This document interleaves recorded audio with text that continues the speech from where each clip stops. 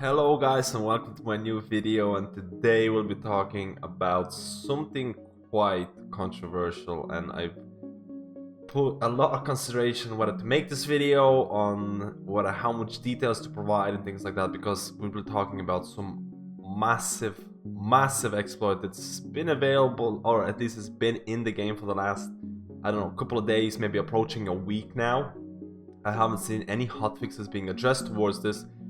There has been a lot of posts made on WoW Reddit, on competitive WoW Reddit page as well, people complaining or people trying to discuss how to deal with this huge game-breaking mechanic that's to do with Temple of Sethraliss. Now, because highlighting active bugs is quite taboo on YouTube, and it's quite taboo in terms of Blizzard punishing you, I won't be, or at least if you're coming to this video and you're like, show me the issue, show me the skips, show me how to exploit this, this is not the video for you. I don't want to get in trouble with Blizzard. I don't want to get in trouble with, you know, highlighting this bug while it's active, because there's a high chance, or at least there is a chance, if you do end up exploiting, if you do end up using this issue, you might get banned. And getting banned before Battle for the Zala lore could be potentially very annoying. So I'll just tell you what it is. First of all, it's an issue with Temple of Sethraliss.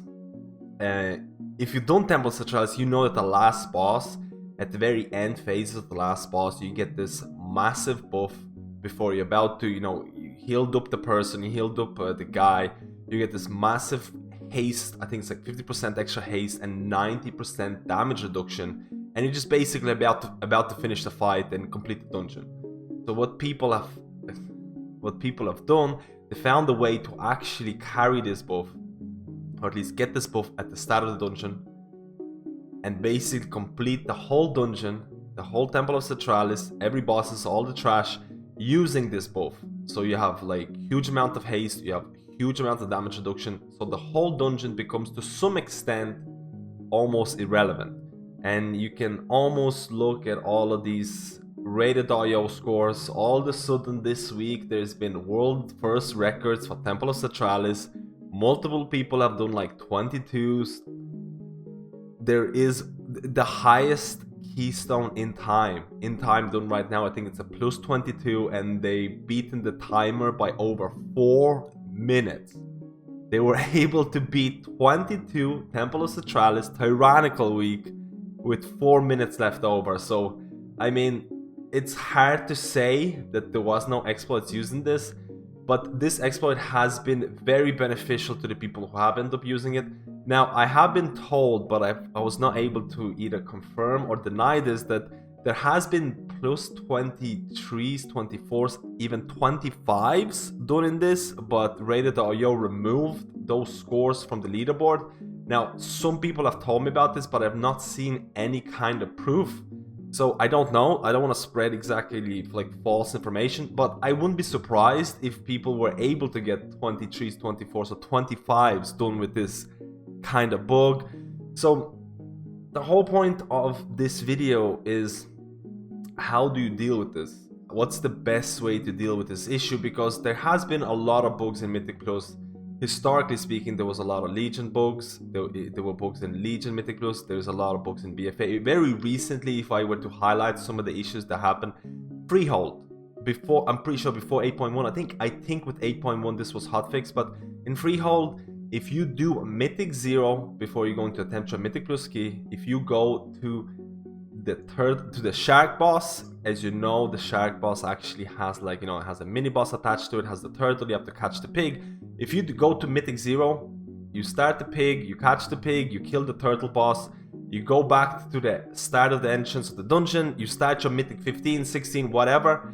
Once you get to the Shark boss will be there straight away. No need for the ORP, no need to catch the pig or anything like that. It's very clean.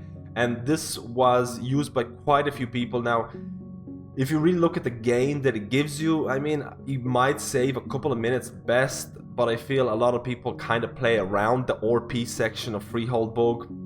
They just pull a ton of mobs into that ring and wait for the ORP to finish. So, in my opinion, the Freehold bug is not comparable. people right now will be saying like, hey, what about the Freehold book? It's the same kind of deal and stuff like that. In my eyes, it's not really.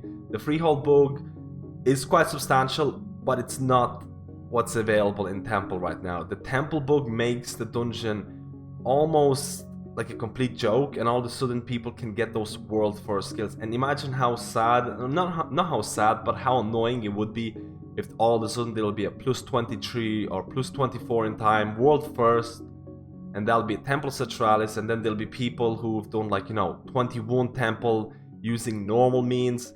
I mean, they're probably the people that will be the most sour about this, because how do you feel about being cheated to some extent? Now, I want to kind of get this conversation going because, like I mentioned, quite a few bugs have happened. There was a lot of exploits happening towards the Darkshore boss, Ivus, where there was a loot bug issues with him. Most of the people were able to benefit in some way, but only the people who abused this bug to the extreme received some sort of a ban. So Blizzard was quite lenient about this. So I would really like to hear people's opinions on this, because I feel there's going to be a lot of mixed opinions. There is, on the other hand, people who are like, they don't consider any of these to be bugs as long as you're not using like a third-party application or stuff like that. As long as it's in the game, clever use of mechanics, let it be. Then there's people who are like, well, this is probably gonna be hotfixed. What about the people who manage to do these high keys using this issue?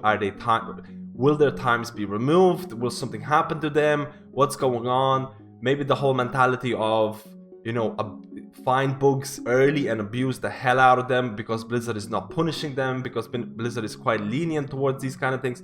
So all of a sudden there's a lot of things up in the air because Blizzard has been quite lenient towards these issues.